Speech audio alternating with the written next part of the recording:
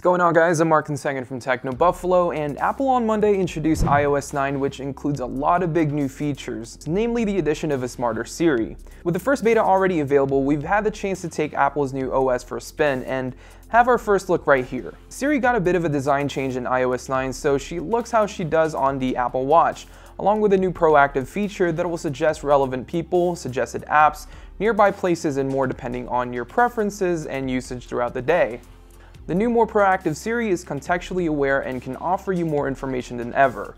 For example, if you run every morning, Siri can offer music to listen to when you plug in your headphones. The music is context sensitive and is dependent on the time and place, so if you're at the gym working out, it'll play music with an upbeat tempo to get you hyped up for your workout. Proactive will even tell you when to leave for an event based on traffic and make a suggestion for who might be calling from that unknown number.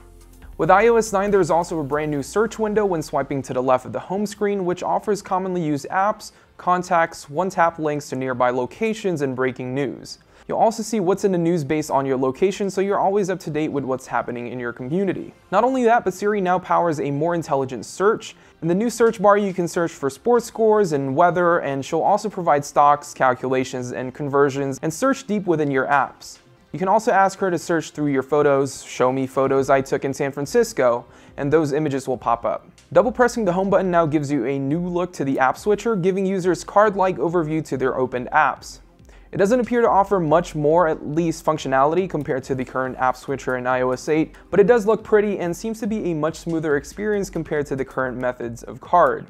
The Notes app also got major improvements with brand new formatting options, photos, checklist options, and drawing and sketching tools. The updated Notes app is also much richer than before, allowing users to add images, links with previews, and map directions, all without ruining the style format. It makes the Note application a much more powerful experience and something you might actually want to use. Maps finally got transit directions in select cities around the world. Transit will show you lines and stations right from within Maps. Siri is also integrated into Transit, which means we can finally ask Siri how to get to a certain location via Transit option. But as of now, Transit is only available in places like San Francisco, Washington, D.C., Baltimore, New York, and Chicago, just to name a few.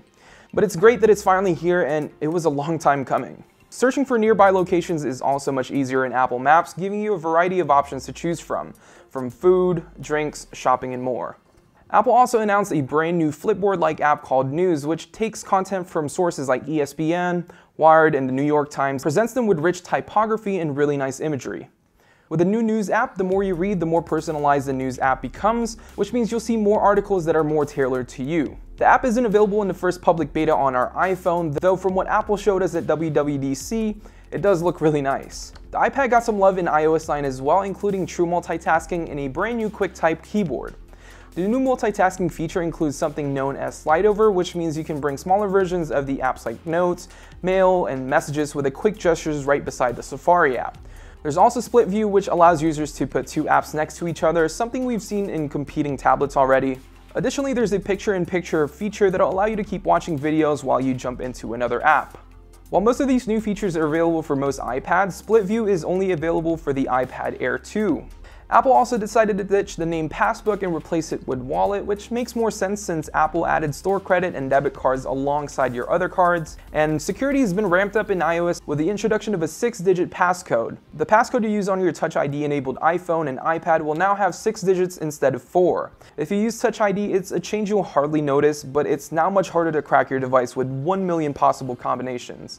Lastly, Apple said the performance and battery life have also been improved in iOS 9 with a brand new low power mode that can extend battery life for 3 hours. Apple has also reduced the free space needed to download in iOS 9 from 4.6 GB to 1.3 GB. Now, there's a lot more that Apple didn't discuss, like map customization, Swift 2, wireless CarPlay, and HomeKit iCloud remote access.